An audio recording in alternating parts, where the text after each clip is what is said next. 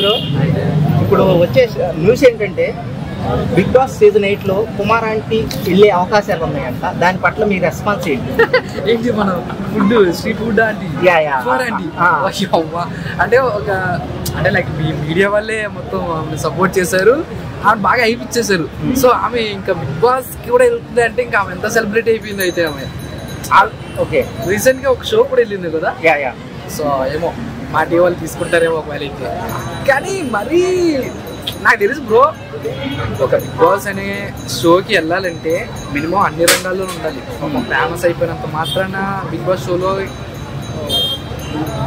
Run అవుతారని నేను అనుకోను. ఎందుకంటే లాస్ట్ సీజన్లో మీరు చూసుకోవచ్చు, షకీల గారు ఎప్పటి నుంచో మనం చాలా సినిమాలు చూసాం, చాలా బ్యాటింగ్ ఆర్టిస్ట్ చేశారు. కానీ అంటే ఆమె కూడా సర్వ్ అవ్వలేకపోయింది బిగ్ బాస్ హౌస్లో. ఒక్క నిమిషం, అంటే ఇప్పుడు గంగావగా వెళ్ళింది కదా, అలాగా ఆవిడ ఇలా ఏమాడింది ఏం తెలియదు. ఆవిడ ఒక ఏజ్డ్ పర్సన్, ఆమెకి ఏమి రాదు. ఒక ఇంట్లో అంటే ఆమె ఏంటంటే జస్ట్ ఆమె ఇంట్లో ఉండి బయట వెళ్ళి అలా అంటే వాళ్ళ చుట్టుపక్కల వాళ్ళతో మాట్లాడుతూ టైం స్పెండ్ చేసి ఒక ఆవిడని తీసుకొచ్చి లోపల బందీ చేసినట్టుగా అయిపోయింది.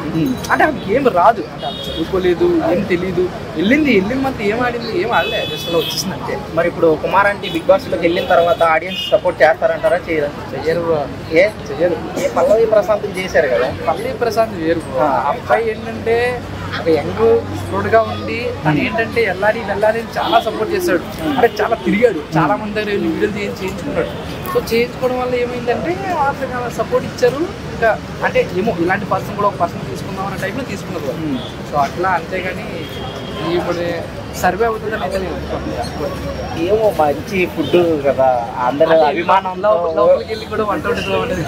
అలా అభిమానంతో ఓట్లు వేయచ్చు కదా కుమార్ ఆంటీ టేస్ట్ అండ్ జెన్యూనిటీకి. ఏమో బ్రో, నాకైతే అనిపించలేదు. ఎందుకంటే okay thank you very much.